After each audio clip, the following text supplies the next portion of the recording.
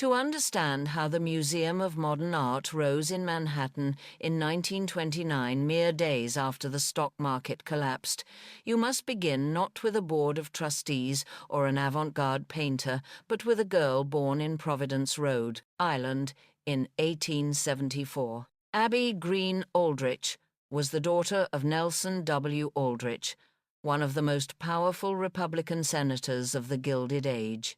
Nelson Aldrich was known as the general manager of the nation, a man whose grip on tariffs and banking legislation shaped the very foundations of American capitalism. He lived in mansions traveled by private rail car and entertained presidents.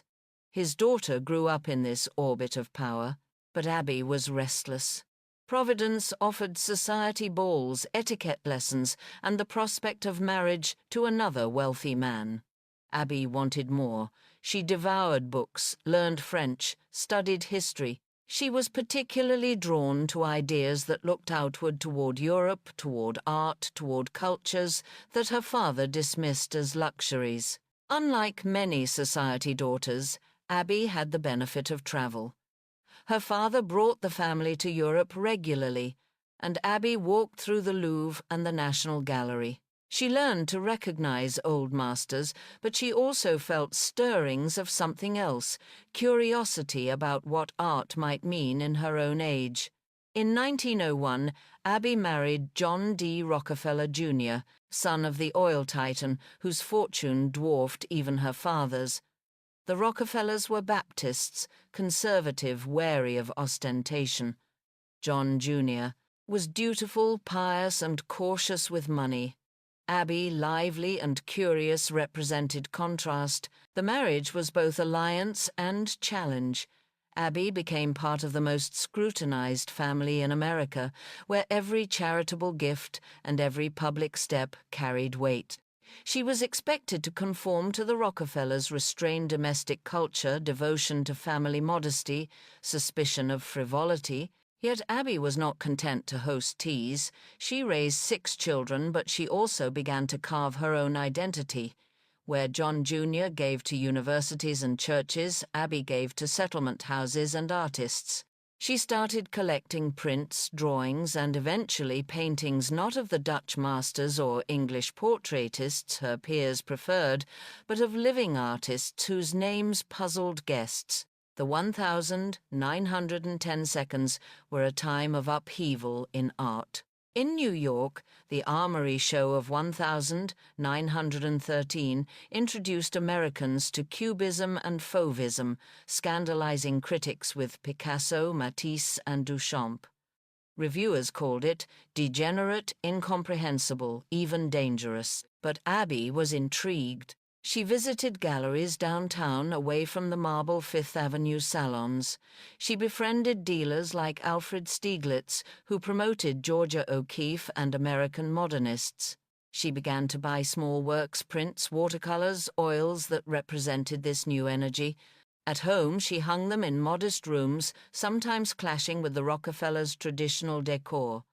Her children grew up surrounded by canvases that their classmates' parents would have found shocking. Abby believed that art of the present belonged in homes of the present.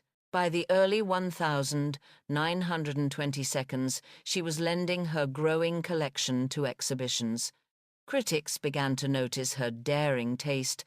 A Rockefeller, of all people, was endorsing Picasso. Abby was not alone. She found allies in 2 other women, Lily P. Bliss, a wealthy New York collector, and Mary Quinn Sullivan, a teacher and art dealer. Together they shared frustration. America lacked a museum dedicated to modern art. The Metropolitan Museum collected old masters. The Whitney focused on American realism. There was no place where the public could encounter Cézanne or Van Gogh. Over tea and conversation, the 3 women began to plot. Why not build a museum themselves? They had money, networks, and above all, conviction. If institutions refused, private citizens could act. This was radical. Museums in America were typically founded by robber barons or by states. For 3 women, society matrons no less, to attempt such a venture seemed audacious, even absurd. But they persisted. They recruited trustees, found curators, and sought a building. Then came October, 1929. The stock market crashed, fortunes evaporated, unemployment soared. It seemed the worst possible moment to launch a museum of crazy art. But Abby insisted. On the 7th of November 1929, the Museum of Modern Art opened in rented galleries at 730 Fifth Avenue. The inaugural exhibition showcased Cézanne, Gauguin, Van Gogh, and Seurat names barely known to most Americans. Critics scoffed. One headline sneered Rockefeller, "Money for lunatic art." Guests muttered that Mrs. Rockefeller was indulging fads. But the crowds came. Visitors were startled, amused, sometimes outraged.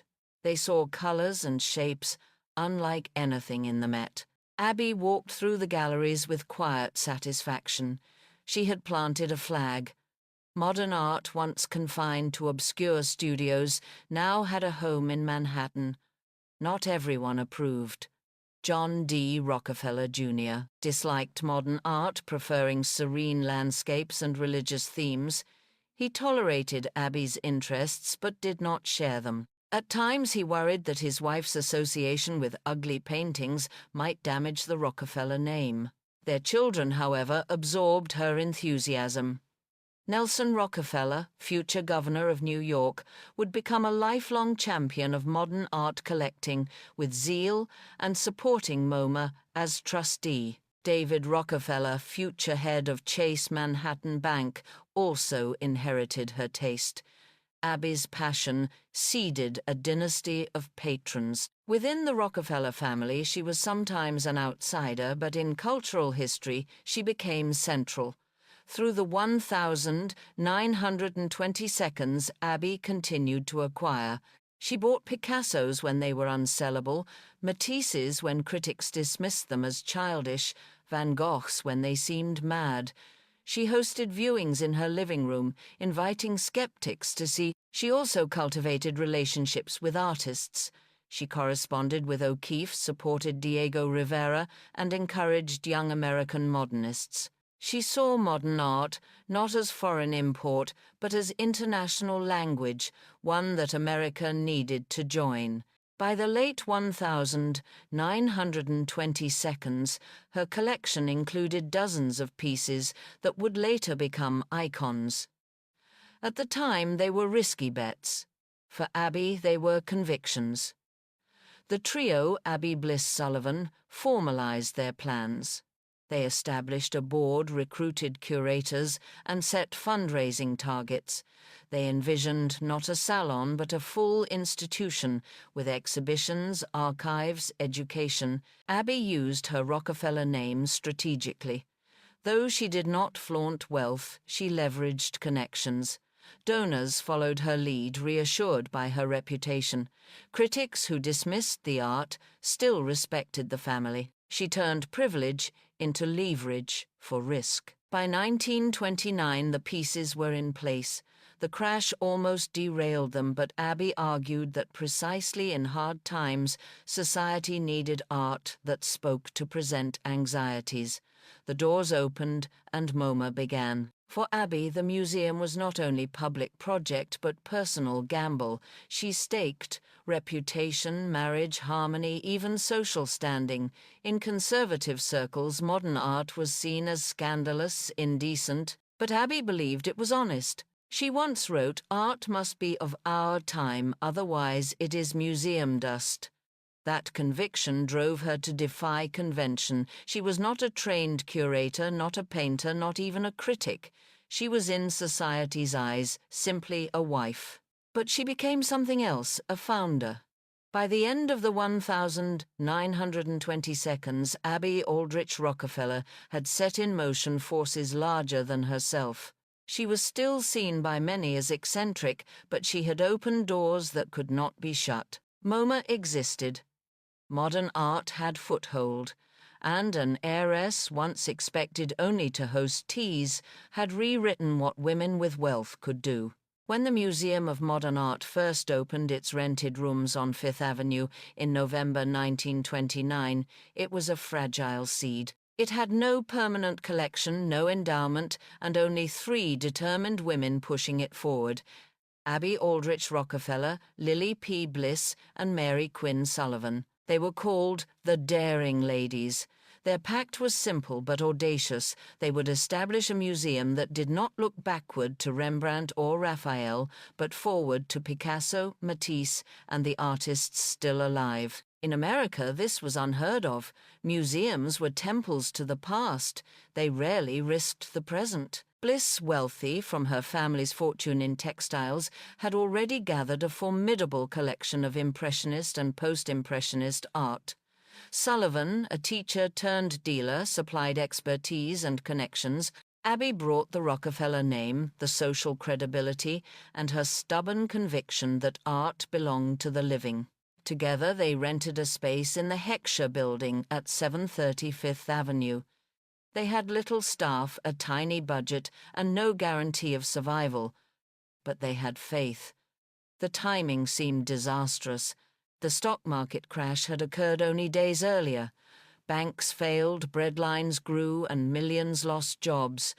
Who would care about cubism when stomachs were empty? Critics called the museum the lunatic asylum on Fifth Avenue.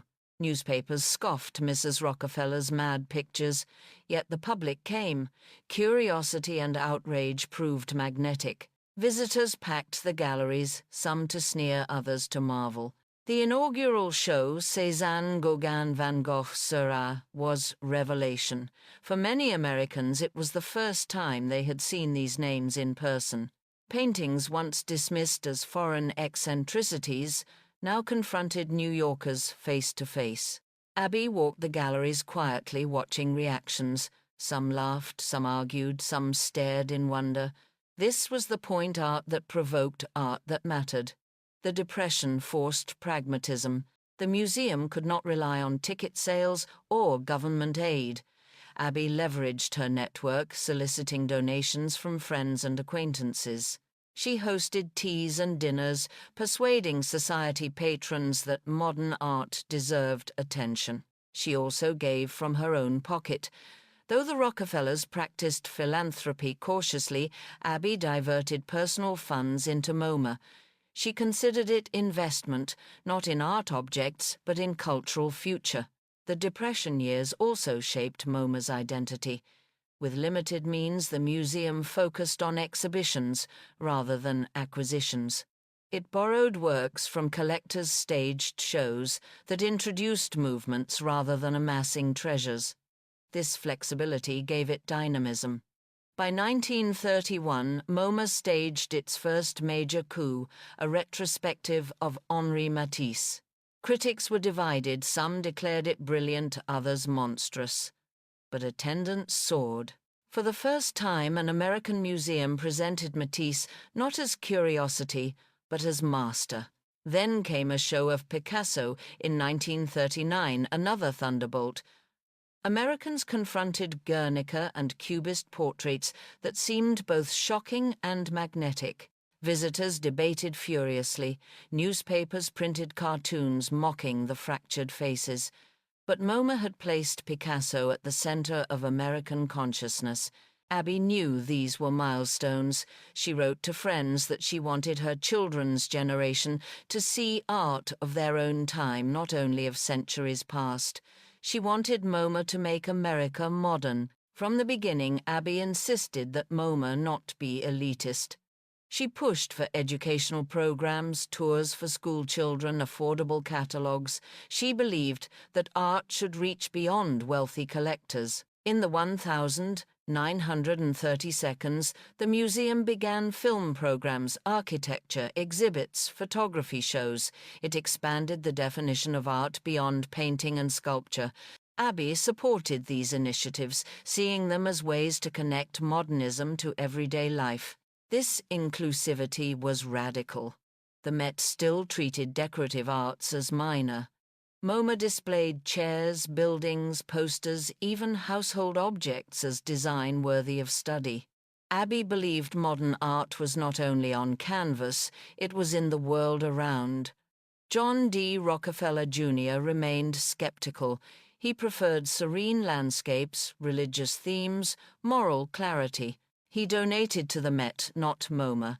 He worried that Abby's ventures risked ridicule. Yet he respected her autonomy. Though he did not fund MoMA directly, he allowed her to pursue it. Their children sided with her, particularly Nelson Rockefeller, who became a trustee and later president of MoMA. Nelson inherited Abby's zeal and expanded it, making MoMA not only her dream but the family's. Still, tension lingered. Some relatives whispered that Abby's art was indecent, her museum a folly. Abby smiled politely and continued. She was used to being underestimated. Over the 1,930 seconds, something remarkable happened. Critics who had mocked MoMA began to soften. Visitors returned not only to scoff, but to learn. Students copied paintings, teachers brought classes, writers debated in newspapers. Modern art, once dismissed as madness, had entered the American conversation. Abby lived to see this transformation. Though she faced ridicule for years, she now watched as MoMA shaped taste, shifted perception, and educated a nation. Abby Aldrich Rockefeller believed three things about modern art. It belonged to its own time. Every age needed its art, and America's was modern. It was for everyone. Not only collectors or elites, but schoolchildren, workers, citizens. It needed a home. Without institutions, it would scatter, ignored, and forgotten. These convictions guided her through criticism, financial strain, and personal risk. They made her the unlikely founder of the world's most influential modern art museum. By the end of the 1,930 seconds, MoMA had survived depression, ridicule, and skepticism. It had staged exhibitions that altered the cultural landscape of America. It had proven that three women's vision could become enduring institution. Abby Aldrich Rockefeller stood at its heart, not curator or critic, but patron and believer. The Mad Museum had become reality, and America would never see art the same way again. The Museum of Modern Art entered the 1,940 seconds, no longer a curiosity but a force. Its exhibitions were covered in national newspapers, its catalogues circulated in schools and universities, and its very existence challenged the Met's monopoly over cultural prestige in New York. Abby Aldrich Rockefeller, though aging and often in fragile health, remained a guiding presence. She was not the official director, but she was the soul. Trustees consulted her curators, respected her, and artists regarded her as an ally. The 1,940 seconds would test MoMA's resilience. The world was sliding into war, and modern art itself was under siege. In Germany, the Nazis had labeled modernism degenerate art, confiscating works by Picasso, Kandinsky, and Klee. In Europe, collections were destroyed or dispersed. For MoMA, the task was not only to exhibit, but to preserve. In 1935, MoMA had staged its first Vincent van Gogh exhibition.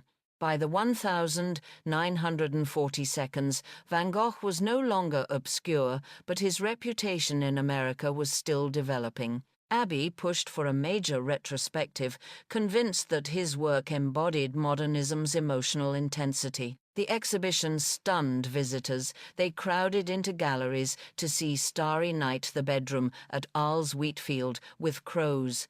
Newspapers described people moved to tears. For many Americans, Van Gogh became the symbol of tortured genius of art that burned with sincerity. Abby walked those galleries quietly, knowing she had helped shift national taste. Van Gogh was no longer dismissed as lunatic, but embraced as visionary. In 1939, MoMA secured the loan of Picasso's Guernica, his massive mural protesting the Spanish Civil War. The canvas, with its screaming horses and fractured bodies, was electrifying. Displayed in MoMA's galleries, Guernica confronted Americans with modern art as political witness. Visitors debated fiercely, was this art propaganda madness? Whatever the verdict, no one left indifferent. Abbey regarded the painting as proof that modern art spoke not only of aesthetics, but of conscience. To hang Guernica in New York was to declare that art had moral voice. One of MoMA's boldest moves was to introduce Americans to the Bauhaus, the German school of design that fused art, architecture, and industry. With Nazis closing the Bauhaus in 1933, many of its leaders emigrated. MoMA offered them platform. The museum's 1938 exhibition Bauhaus, 1919-1928, presented chairs, textiles, architecture, and philosophy. For Americans accustomed to ornate Victorian furniture, the sleek lines of Bauhaus were shocking. But Abbey understood its significance. Art was no longer just painting, but environment. The Bauhaus show influenced architects, designers, and students across America.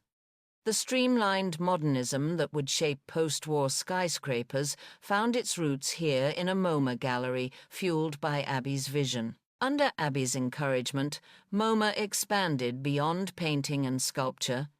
It opened departments for film, photography, and architecture, the first museum to do so. In the 1,940 exhibitions featured Berenice Abbott's photography of New York, Frank Lloyd Wright's architectural models, and screenings of Chaplin and Eisenstein. Abbey believed that modern art was not confined to canvases. It was in cinema, buildings, streets. This inclusivity redefined museums worldwide. Where else could a visitor see a Picasso painting a Le Corbusier blueprint and a Chaplin film under one roof? Only at MoMA. World War II transformed MoMA into haven. European artists fled Nazi terror and found refuge in New York. MoMA welcomed them exhibiting their works, introducing them to American audiences. Abbey, horrified by reports of art destruction in Europe, supported these efforts.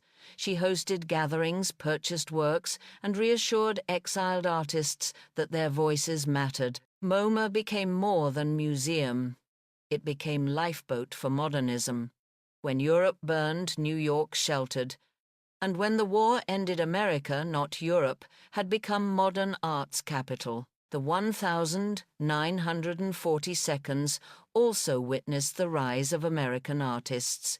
Jackson Pollock, Mark Rothko, Willem de Kooning, names that would define abstract expressionism, found their first major recognition through MoMA. Abbey, though less personally engaged with abstraction, supported the institution's embrace of American modernism. She understood the symbolic importance. America, once importer of culture, was now exporter. The headline was both gift and curse. In 1925, when James Buchanan Duke, founder of the American Tobacco Company and financier of hydroelectric empires, died, his only child inherited a staggering fortune. Doris Duke was 12 years old. Newspapers called her the richest girl in the world, a title that clung to her for life as persistent as any perfume. The phrase was never neutral. It carried fascination, envy, mockery. To be the richest girl in the world meant never being seen as anything else. Tabloids followed her adolescence, speculated about her suitors, catalogued her gowns. When she bought a racehorse, it was indulgence. When she travelled, it was extravagance. Even her generosity was dismissed as eccentric whim. The narrative was simple, an idle heiress destined to waste her inheritance in frivolity. Yet behind that caricature stood a young woman restless for meaning. Wealth, she discovered, was not freedom but a spotlight that blinded. If she wanted identity, she would have to carve it out against the grain of gossip. She would have to build something larger than rumor, something as enduring as stone. Doris Duke was born in 1912, the only child of James Buchanan Duke and Nanaline Holt Inman. Her father, Buck Duke, had risen from modest North Carolina roots to become a titan of tobacco and electricity. He built factories, railroads, universities. He endowed Duke University in Durham, transforming it into a southern powerhouse. Doris's childhood was shaped by privilege but not by warmth. Her mother, Nanaline, was a social climber of formidable will, more concerned with appearances than affection. Her father, older and often absent, doted on her in ways tinged with both indulgence and guilt. When he died, leaving Doris a fortune estimated at $80 million, equivalent to over $1 billion today, the world assumed her life would be easy. But Doris quickly learned that wealth invited predators. Relatives contested wills. Strangers begged for handouts. Suitors appeared less interested in love than in access. Lawyers hovered like hawks. She developed a distrust of motives, a skepticism that would shape her relationships for decades. What she craved was authenticity. Money could buy almost everything except sincerity. Perhaps that hunger for the genuine, for things made with devotion, not calculation, explains why she was drawn so powerfully to art. By the time she was a teenager, Doris Duke was a celebrity against her will. Society columns tracked her debutante appearances, gossip magazines speculated about her future. Photographers stalked her at equestrian events. Every dress was noted, every companion scrutinized. Doris responded with a mixture of defiance and retreat. She cultivated independence, learning to surf in Hawaii, to dive with skill, to ride horses with daring. She was athletic, outdoorsy, unafraid of risk. Unlike many heiresses of her era, she did not confine herself to drawing rooms. She sought landscapes, mountains, oceans, desert. Still the label richest girl in the world clung. She once joked, "I've always been Doris Duke and I've always been a problem." The problem was not her money itself, but the way it erased everything else she might have been. The scale of her inheritance forced Doris to confront responsibility early. She managed estates in New Jersey, North Carolina, and Rhode Island. She dealt with foundations, lawyers, tax authorities. Unlike some heirs, she did not surrender control to trustees. She insisted on learning details, signing checks, approving investments. This discipline distinguished her from the caricature of the flighty heiress. She understood that money could vanish if unattended. She also understood that money could create schools, hospitals, museums. The question was how to channel it without being devoured by it. Doris experimented with philanthropy in her 20s, supporting Duke University medical research and civic institutions. But these gestures, though generous, did not satisfy her deeper hunger. She wanted not only to fund but to build. She wanted to leave behind something stamped with her own sensibility. In 1935, Doris Duke married James Cromwell, a diplomat and socialite. The marriage was turbulent from the start, strained by differing expectations and incompatible temperaments. But it offered one unexpected gift, a honeymoon voyage that would alter Doris's destiny. The couple embarked on an extended trip through the Middle East and South Asia. They visited Egypt, Jordan, Syria, Lebanon, Iran, Pakistan, and India. For Doris, these were not casual tourist stops. She immersed herself in bazaars, mosques, palaces. She lingered in courtyards tiled with mosaics in domes, where calligraphy spiraled like constellations in gardens perfumed with jasmine. In Damascus, she entered workshops where artisans hammered brass and inlaid mother-of-pearl preserving techniques centuries old. In Cairo, she stood before Mamluk mosques whose marble patterns resembled woven carpets of stone. In Delhi, she marveled at Mughal palaces where inlaid jade and lapis lazuli shimmered under the sunday. Doris was transfixed. The West dismissed Islamic art as decorative, ornamental, peripheral to serious culture. But she sensed its integrity, its mathematical rigor, its spiritual intensity.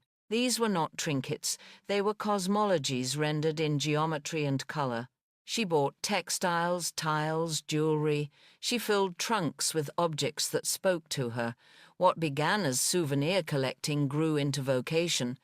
By the time she returned to America, the seeds of Shangri-La had taken root. In 1936, Doris Duke purchased land on the southern shore of Oahu near Diamond Head. The site overlooked the Pacific waves crashing against volcanic rock. Most visitors saw a scenic plot for a mansion. Doris saw a canvas. She envisioned a residence that would embody her encounters with Islamic art, a place where Damascus doors might open onto Persian tiles, where Moroccan arches could frame views of Hawaiian surf. It would not be a pastiche, but a dialogue, East meeting West, tradition meeting modernity, Islam meeting America. She named it Shangri-La, borrowing the term from James Hilton's novel Lost Horizon, where it denoted a hidden paradise.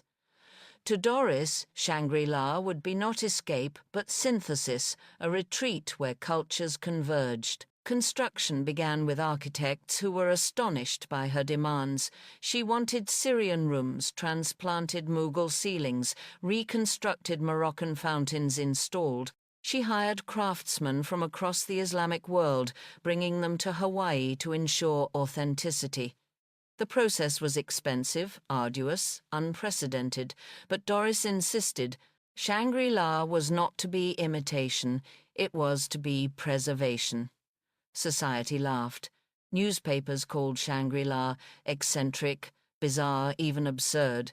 What was the richest girl in the world doing importing tiles from Isfahan to Honolulu? Why was she not building a Newport mansion or a Fifth Avenue palace like every other heiress? To many, Shangri-La looked like Orientalist fantasy, a rich woman's exotic playground. To Doris, it was something else entirely, a sanctuary for art forms endangered by neglect, war, and modernization. She understood that traditional crafts were dying, that mosques were being demolished, that treasures risked dispersal into antique shops. Shangri-La was her answer, a place where fragments could be reassembled into wholeness. Still, misunderstanding persisted. Journalists preferred scandals, her divorces, affairs, eccentricities, to her serious collecting. Once again she was caricatured, a spoiled heiress dabbling in curiosities.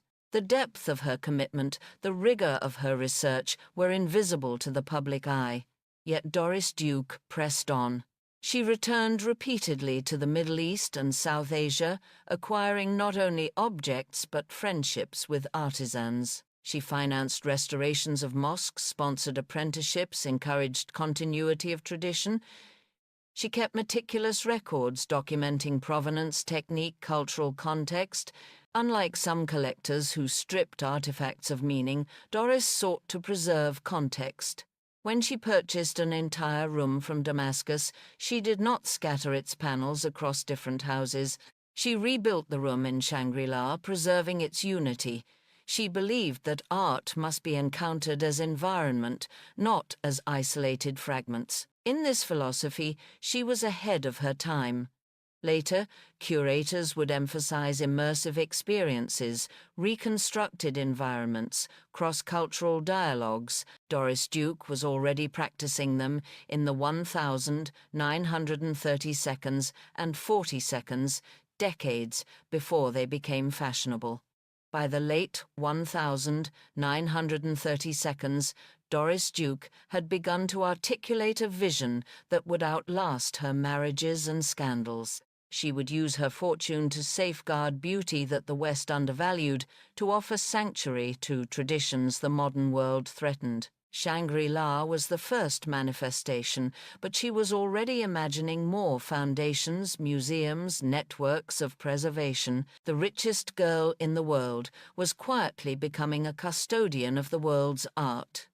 When construction on Shangri-La accelerated in the late 1,930 seconds, contractors grumbled that they had never seen such plans. Mansions in Honolulu usually meant plantation-style verandas or streamlined modernist villas. Doris Duke demanded something else entirely. She wanted a Mughal-style marble bedroom with carved Jali screens filtering Pacific sunlight. She wanted a Syrian room, not a reproduction, but an actual 18th century interior salvaged from Damascus, reassembled piece by piece on Hawaiian soil. She wanted Moroccan fountains tiled with Zeliger mosaics. She wanted courtyards where calligraphic inscriptions wound around arches like vines. To achieve this, she commissioned architects Marion Sims Wyeth and Francis Blom, then overruled them whenever her instincts contradicted their proposals. She imported artisans from Morocco, Egypt, Iran, and India. She studied Islamic architectural treatises and sketched her own adaptations. The result was not a museum and not a mere mansion. It was an experiment in cultural synthesis, unlike anything in America. From the outside, Shangri-La seemed modest, low-slung white walls blending with cliffs and sea. But inside it, unfolded like a jewel box, courtyards blooming with mosaics, ceilings alive with painted stars, water features reflecting light in perpetual motion. It was at once Hawaiian and Islamic, modern and ancient, personal and universal. For Doris, Shangri-La was more than residence. It was laboratory, sanctuary stage. She lived there, surrounded by art objects that museums coveted. Breakfast might be served beneath a Syrian ceiling lunch in a Mughal garden dinner beside a pool reflecting geometric tiles. Visitors described the experience as dreamlike. You entered expecting another heiress's folly. You left convinced you had seen the future of cross-cultural design. Some critics muttered Orientalist fantasy, but others recognized that Doris had created something more radical, an immersive environment, where Islamic art was not exotic backdrop, but daily life. She herself insisted on living with art rather than treating it as decoration. Rugs were walked on ceramics, used lamps lit. Art was not to be entombed behind glass, but to breathe in conversation with human presence. Shangri-La, in this sense, was not preservation by freezing, but preservation by inhabiting. Yet the public rarely heard these nuances. To newspapers, Doris Duke was irresistible fodder, the richest girl in the world, now married, divorced, remarried, rumoured in romances with actors and politicians. Reporters gleefully chronicled her yachts, her jewellery, her racehorses. When they mentioned Shangri-La, it was often with bemusement, Doris Duke's Hawaiian harem, one headline quipped. Others framed it as escapist fantasy, the playhouse of an eccentric heiress. The fact that she was engaging artisans, preserving endangered crafts, and documenting techniques interested few journalists. Doris understood this distortion, and it pained her, yet she also learned to use it. Scandal kept her name alive, which in turn made her fortune harder to ignore. If society dismissed her as frivolous, she could redirect its gaze by funding something serious. The tension between perception and reality became her constant companion. Throughout the 1,940 seconds and 50 seconds, Doris returned repeatedly to the Middle East and South Asia. She visited bazaars, commissioned works directly from craftsmen, and purchased entire architectural ensembles. She was less interested in isolated masterpieces than in environments, doors, windows, ceilings, fountains. In Iran, she acquired glazed tiles that shimmered like frozen turquoise.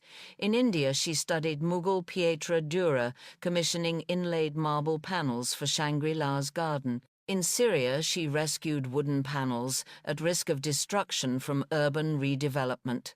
She corresponded with dealers, scholars, curators, building a network that funneled endangered art into her collection. Unlike some collectors, she did not hoard pieces in storage.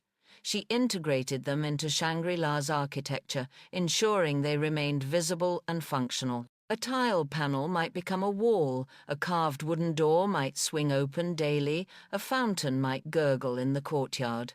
Art lived, not languished. Doris Duke's commitment extended beyond acquisition. She funded artisans directly supporting workshops that might otherwise have collapsed. She commissioned reproductions not as fakes but as continuations of tradition, employing craftsmen to keep skills alive. When she bought a Syrian room, she also hired Syrian artisans to reassemble it, ensuring that cultural knowledge traveled with the objects. When she commissioned Moroccan mosaics, she paid tile cutters to produce new pieces in traditional methods, not machine imitations. In this sense, Shangri-La was not only preservation of artifacts, but preservation of skills. Scholars later recognized this as groundbreaking. At a time when Western museums often stripped objects from context and displayed them as curiosities, Doris insisted on context continuity craft. She anticipated debates about cultural heritage by decades. During World War II, Shangri-La became refuge. Honolulu was militarized after Pearl Harbor, yet within Doris's walls mosaics still glowed, fountains still whispered. Soldiers on leave occasionally glimpsed her estate, stunned by the sight of Mughal pavilions against Pacific surf. After the war, travel resumed, and Doris once again ventured abroad. She returned to Cairo, Damascus, Tehran, Delhi, Istanbul. Each trip added to her collection, but also deepened her understanding. She met with curators, studied manuscripts, consulted scholars. Her approach matured from passion to expertise. Meanwhile, America was changing. Post-war prosperity fueled suburbanization, consumerism, television culture. Islamic art remained marginal in public awareness. Museums focused on European masters, while Middle Eastern collections languished. Doris felt urgency. If institutions ignored this heritage, private individuals like herself had to safeguard it. By the 1952nd, Doris Duke lived a double life. In tabloids, she was the glamorous heiress linked to polo players, film stars, ambassadors. In reality, she was a dedicated collector, cataloguing thousands of Islamic art objects, designing exhibitions, planning foundations. Friends recall her poring over blueprints, debating tile patterns, correcting curators. She could be imperious, exacting, impatient, but beneath the temper was conviction. Beauty mattered, preservation mattered, and money must serve both. Her Newport estate, Rough Point, embodied another side, filled with European furniture, Flemish tapestries, old master paintings. Yet even there she juxtaposed Islamic works, creating dialogues across traditions. She refused to confine herself to categories. For Doris, culture was continuum, not compartment. Critics later asked, was Shangri-La Orientalist fantasy, a Western appropriation of Islamic art? Doris anticipated this question. She acknowledged the risk, but argued that her intent was not domination but preservation. She did not display objects as exotic trophies, but as elements of living architecture. She invited scholars from Islamic countries, employed Muslim craftsmen, and maintained correspondence with cultural leaders abroad. Her motives were complex, shaped by aesthetic passion, personal identity, and, yes, privilege. But to dismiss Shangri-La as mere fantasy is to ignore her meticulous documentation, her financial support for artisans, her insistence on authenticity. She once remarked, "Beauty does not belong to one race or religion. It belongs to anyone who cares enough to protect it." For a woman caricatured as frivolous, it was a declaration of seriousness. By the late 1952, Doris Duke was already thinking beyond her lifetime. She began discussions about how Shangri-La might survive her. She consulted lawyers, trustees, museum professionals.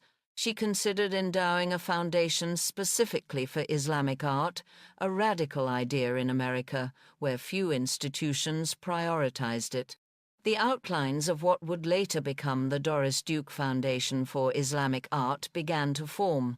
She imagined Shangri-La not as private retreat, but as public resource, a place where scholars, students, and visitors could encounter Islamic art firsthand. Yet she kept these plans quiet.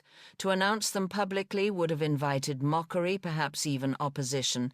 She preferred to build patiently, letting her walls and courtyards speak louder than press releases. By the time Doris Duke reached her 40s, the label richest girl in the world had lost its edge. She was no longer a girl, and she had begun to recast herself not as passive inheritor, but as active patron. She remained enigmatic, guarded with journalists, mercurial with friends, unpredictable in romances. But one thread ran constant, her devotion to Shangri-La and to the rescue of Islamic art. The world might never fully understand her, but within her walls overlooking the Pacific, amid tiles from Isfahan and ceilings from Damascus, she was at peace. Here was identity, not imposed by tabloids, but chosen by conviction. Here was legacy in the making. The 1,960 seconds were a paradox for Doris Duke. In private, she was ever more immersed in her art collection, spending months at Shangri-La, refining displays, acquiring new works, and hosting scholars. In public, she was fodder for headlines, divorces, romances, lawsuits, feuds with servants, whispered scandals. Magazines relished portraying her as reclusive, eccentric, capricious. They described her changing her will dozens of times, her sudden bursts of generosity, her alleged temper. She was caricatured as the archetypal lonely heiress, rich beyond measure, poor in love. But this narrative missed half the story.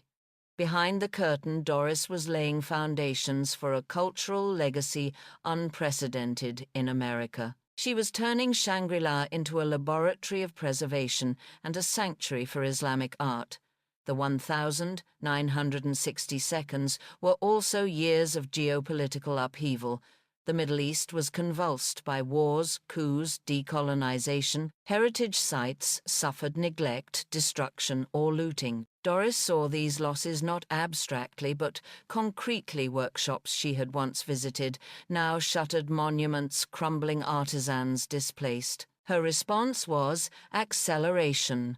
She acquired, more determined to rescue what she could.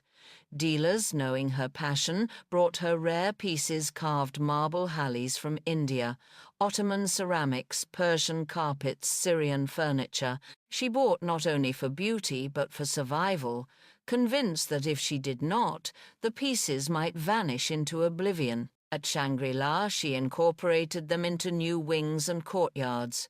She did not stockpile in warehouses, she lived with them. Rooms were rearranged, fountains repositioned, ceilings repainted. Visitors described the estate as always in flux, like a living organism, adapting to new arrivals. By now, Doris Duke was no longer a mere collector, but a patron. She invited scholars to Shangri-La, allowing them access to pieces rarely seen in the West. She corresponded with curators from the Metropolitan Museum, the Smithsonian, and European institutions. She funded research trips, supported publications, underwrote exhibitions. She also opened her doors to students carefully chosen, quietly admitted. For young art historians, a visit to Shangri-La was revelation to see Islamic art not behind glass, but in situ, functioning as architecture and environment. Doris understood that scholarship was seed. Without it, her collection would remain mute.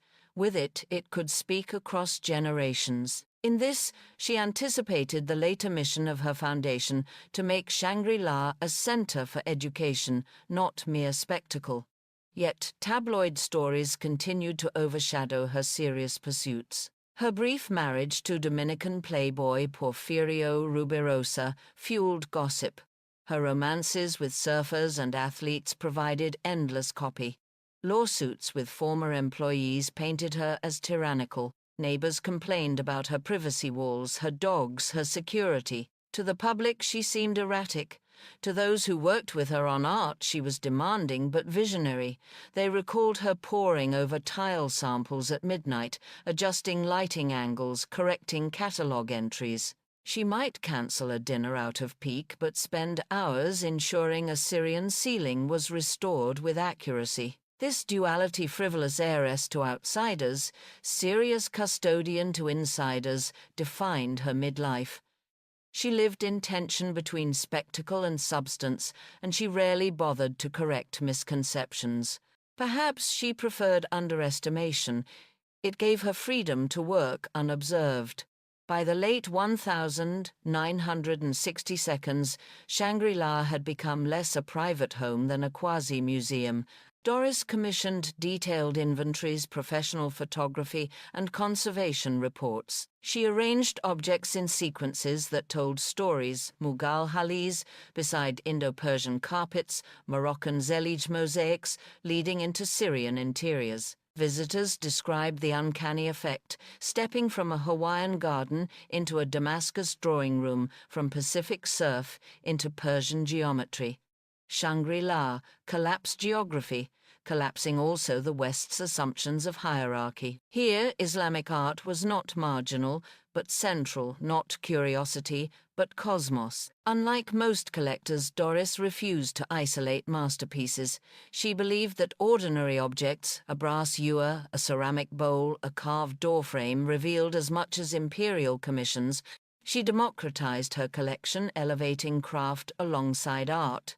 Her relationship with major museums deepened. She lent works to exhibitions, supported catalogues, consulted curators. At a time when American institutions were only beginning to take Islamic art seriously, Doris Duke's collection was treasure trove. Yet she remained cautious. She distrusted institutions' tendency to strip context, to display fragments as trophies. She preferred her immersive approach at Shangri-La. Museums might show objects, but she showed environments. Still, she recognized their reach, and she used them strategically to raise awareness. Her loans often came with stipulations, proper crediting, scholarly framing, acknowledgement of cultural origins.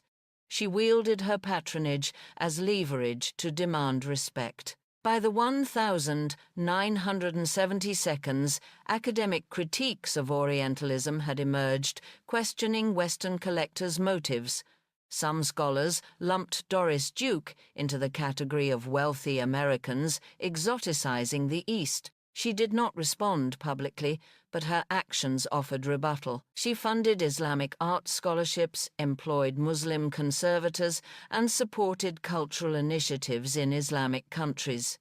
She insisted that objects remain whole contexts, respected artisans, credited. She knew she was a product of her time, privileged, Western, powerful, but she also knew her intent was preservation, not plunder. Shangri-La itself testified it was not a museum of isolated spoils, but a living dialogue. Islamic art was not subordinated to Western frames, but allowed to dominate space. Doris's philanthropy expanded beyond Shangri-La. She supported medical research, environmental causes, wildlife conservation.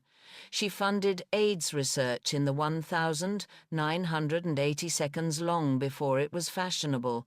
She gave millions quietly, often anonymously. But art remained her most personal commitment.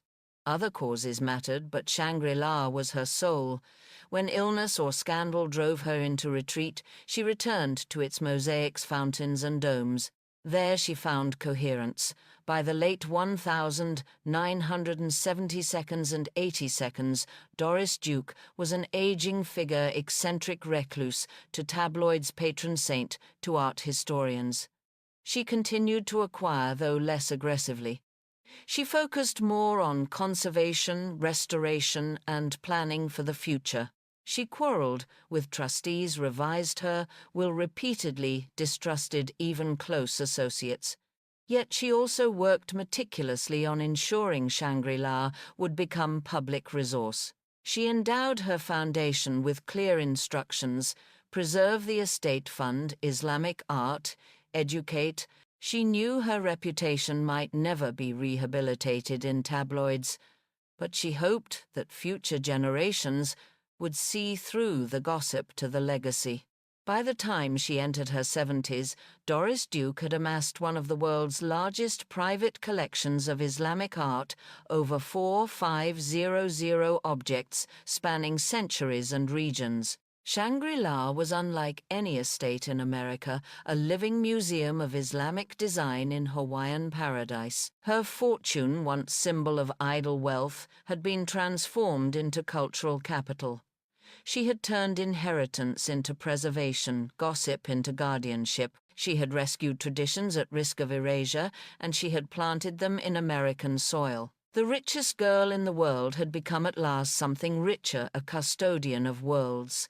By the 1,980 Doris Duke was a paradox made flesh. She was in her 70s, a woman who had once been splashed across society pages for her beauty, her marriages, her travels. Now she lived increasingly in seclusion, yet her name never left the press. The tabloids feasted on her eccentricities, endless lawsuits, bitter quarrels with servants, rumors of paranoia. They photographed her in oversized sunglasses, a frail silhouette, far removed from the glamorous richest girl in the world.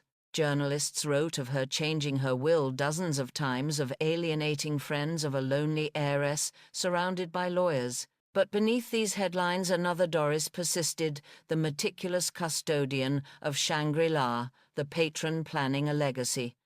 The public saw decline. Scholars and conservators saw determination. Even in frailty, she was working to secure the future of Islamic art. Wealth had always attracted lawsuits, but in her later years they multiplied. Former employees claimed mistreatment, associates accused her of breach of contract, relatives argued over her intentions. Doris responded with ferocity. She hired and fired lawyers, rewrote wills, and shifted trusts. This paranoia was not groundless. She had seen fortunes, squandered collections, dispersed legacies diluted.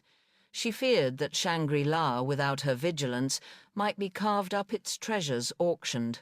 She fought to design structures that would outlast such threats. Her distrust extended even to intimates. She suspected betrayal in kindness, ulterior motives in advice. It was lonely, but it sharpened her resolve. Better to be guarded than gullible. Better to be remembered as difficult than to be forgotten entirely. The 1,980 press loved to portray her as reclusive, eccentric. They described her keeping camels on her New Jersey estate, dressing in bizarre outfits, indulging in fad diets. Some of these stories were exaggerations, others true, but they missed the deeper irony that Doris Duke had always been eccentric because she refused to play the expected role. An heiress was supposed to preside over balls, sponsor operas, live in Fifth Avenue palaces. Doris preferred surfing in Hawaii, buying Syrian ceilings, funding AIDS research, adopting rescue dogs. Eccentricity in her case was simply independence. In her final decades, Doris broadened her philanthropy. She funded research into AIDS when the disease was stigmatized, donating millions through her foundation. She supported environmental conservation, wildlife protection, and medical science. She also funded Islamic architecture conservation projects abroad, including restorations in Morocco and Egypt. Even as her health faltered, her money moved in defense of beauty. Her fortune was not a frozen inheritance, but a living current, redirected constantly toward preservation. At Shangri-La, Doris continued refining. Conservators worked on tile repairs, scholars catalogued manuscripts, architects updated structural supports. She supervised from wheelchairs or beds, still insisting on precision. Visitors who gained access rare in these years described the experience as uncanny, an aging woman surrounded by turquoise tiles, issuing orders about lighting angles, while outside waves battered volcanic cliffs. To walk through Shangri-La in the 1,980 seconds was to witness both fragility and endurance, Doris's body failing, her vision intact. Journalists labeled her lonely. She had no long-lasting marriage. Her only child died in infancy. Her family ties were strained. She spent holidays with dogs, employees, and occasionally friends. But loneliness can be misread. Doris did not crave society's approval. She craved purpose. And she found it not in cocktail parties, but in mosaics, fountains, manuscripts. Shangri-La was her companionship. Its domes and courtyards listened without betrayal, its objects demanded care, not gossip. In a sense, she was never alone. She lived with 4500 voices of artisans across centuries. By the early 1992, Doris Duke was in her 80s, frail but still combative. She had undergone multiple surgeries, battled depression, and relied heavily on nurses and aides, yet she remained alert to detail. Her will was revised again, stipulating endowments for the Doris Duke Foundation, for Islamic art, for medical research, for the arts. She wanted Shangri-La preserved as a public resource, open to scholars and eventually to the public. She wanted her foundation to fund exhibitions, research, and conservation worldwide. Her estate planning was labyrinthine, but at its heart was clarity. Her money should rescue what mattered. On the 28th of October 1993, Doris Duke died in Los Angeles, aged 80. The tabloids announced it with their usual relish, the end of the richest girl in the world, the lonely heiress, the eccentric recluse. But scholars knew another story had ended the life of America's most important patron of Islamic art. Her death unleashed chaos. Her will was contested. Her estate, estimated at $1.3 billion, became battleground. Lawyers feasted, relatives fought, trustees clashed. For years, the Doris Duke estate was tied up in litigation, but slowly her intentions emerged intact. Shangri-La was secured for the Doris Duke Foundation for Islamic Art. Endowments were protected for medical, environmental, and cultural philanthropy. What gossip had dismissed as paranoia proved prescient only by constant revision and vigilance had Doris safeguarded her legacy. In 2002, nearly a decade after her death, Shangri-La opened to the public as a museum. Visitors arrived by bus from the Honolulu Museum of Art, entered through discreet gates, and found themselves in paradise: Persian tiles, Syrian woodwork, Moroccan courtyards, all overlooking the Pacific. For many, it was revelation. Few Americans had ever seen Islamic art on this scale in such immersive context. Shangri-La demonstrated that Islamic design was not relic but living heritage resonant in Hawaiian light. Critics who had mocked Doris Duke as eccentric re-evaluated her. Scholars hailed her foresight, her commitment to authenticity, her role in rescuing endangered traditions. The heiress caricature faded, the patron emerged. Today, multiple Doris Duke foundations operate. Doris Duke Foundation for Islamic Art, based at Shangri-La, funding exhibitions, scholarships, residencies. Doris Duke Charitable Foundation, supporting performing arts, environmental conservation, medical research, and child well-being. Together, they distribute hundreds of millions of dollars, ensuring that Doris's fortune continues to flow where she directed it. Her name, once tabloid punchline, now adorns scholarly grants, theater programs, conservation reports. The richest girl in the world had become posthumously one of America's most significant philanthropists. What does it mean to rescue Islamic art? For Doris Duke, it meant using wealth not to accumulate status but to preserve voices. It meant building Shangri-La not as fantasy but as sanctuary. It meant living with mosaics, daily funding craftspeople, supporting scholarship. Historians now see her less as eccentric than as visionary. She anticipated global conversations about cultural preservation, cross-cultural dialogue, and post-colonial ethics. She recognized that art is not marginal luxury, but essential memory. Her life, riddled with contradictions, offers enduring lessons. Wealth does not guarantee happiness, but it can guarantee preservation. Reputation may be distorted, but legacy can outlast gossip. Shangri-La stands as proof. By the end of her life, Doris Duke had become a myth, heiress, recluse, eccentric. But the truth was both simpler and grander. She was a woman who refused to be only what headlines demanded. She was a patron who used fortune as shield for fragile traditions. She was a custodian who believed that beauty deserved guardians. And though her body rests in obscurity, her courtyards in Honolulu still gleam, her fountains still murmur, her mosaics still sing. In them, Doris Duke lives. When Doris Duke died in 1993, journalists rushed to summarize her life. Most fell back on the cliché that had haunted her since childhood, the richest girl in the world.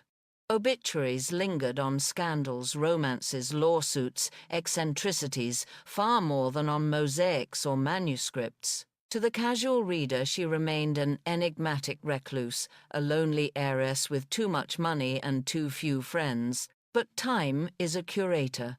As years passed, another narrative surfaced. Scholars began to assess her collections, her philanthropy, her meticulous planning for Shangri-La.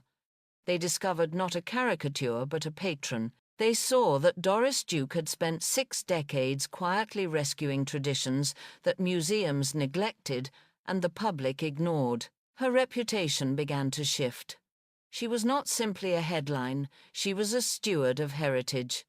The opening of Shangri-La to the public in 2002 marked a turning point. Visitors who expected an heiress's fantasy encountered something else, a coherent vision of Islamic art arranged with respect and care. They walked through Syrian rooms glowing with inlaid wood, Mughal arches framing the Pacific, Moroccan fountains singing beneath Hawaiian palms. The experience dissolved stereotypes. For many Americans, it was their first immersive encounter with Islamic design. Shangri-La reframed Islamic art not as exotic curiosity, but as architectural language, as rigorous as any Gothic cathedral, as luminous as any Renaissance fresco. Scholars marveled at Doris's foresight. She had built not a pastiche, but a sanctuary, preserving not only objects, but contexts. She had anticipated by decades the museum world's turn toward immersive displays and cross-cultural narratives. Through her estate, Doris endowed the Doris Duke Foundation for Islamic Art, DDFIA. Its mission was clear: preserve Shangri-La and support broader engagement with Islamic art and culture. Since its founding, DDFIA has funded exhibitions across America, supported residencies for artists, and sponsored scholarships for researchers. It has enabled traveling shows of Islamic calligraphy, ceramics, and textiles. It has brought contemporary Muslim artists to Shangri-La to create new dialogues with its historic collection. In this way, Doris's fortune continues to function as she intended: not static wealth, but dynamic preservation. Each grant extends her reach. Each residency renews her vision. Doris Duke's philanthropy did not stop at Islamic art. Through her larger charitable foundation, her money continues to support performing arts, environmental conservation, child welfare, and medical research. Opera companies, jazz musicians, wildlife sanctuaries, pediatric clinics all bear traces of her legacy. But Shangri-La remains the most personal expression. It is where her eccentricities crystallized into vision, where gossip gave way to architecture, where an heiress became a guardian. Critics still debate: was Doris Duke's project, Orientalist was Shangri-La, an act of appropriation, a wealthy woman's exotic playhouse? The answer depends on lens. Yes, she was a privileged Westerner, collecting from cultures under colonial strain. Yes, her estate reflects her own taste, not democratic consensus. Yet she also funded artisans, respected provenance, preserved environments, and refused to treat objects as trophies. She blurred categories: patron and collector, student and employer, outsider and custodian. If Orientalism is caricature, Doris Duke's practice was closer to collaboration. Her legacy is not without flaws, but it resists dismissal. What myths must be dismantled to see Doris Duke clearly? Myth 1. She was frivolous. In truth, she was disciplined, strategic, and intentional. Her collections were documented with rigor, her philanthropy structured with foresight. Myth 2. She was lonely. While she lacked lasting marriages, she lived surrounded by communities of artisans, scholars, and conservators. Shangri-La itself was her lifelong companion. Myth 3. She was eccentric without cause. Her eccentricities were often the visible form of independence. Refusing conventions, she built a life on her own terms. Breaking these myths reveals a different figure, a woman who used inherited fortune not to gild herself, but to shield beauty. Today, Shangri-La receives thousands of visitors each year. Scholars consult its archives, artists create in its courtyards. Students learn that Islamic art is not peripheral but central to global culture. At a time when misunderstandings about Islam remain rife, Shangri-La offers counter-narrative that Islamic heritage is luminous, intricate, mathematical, spiritual. Doris Duke's vision has outlived her gossip. Her estate speaks louder than any scandal. Her legacy also speaks to broader lessons. Wealth can be preservation, not just indulgence.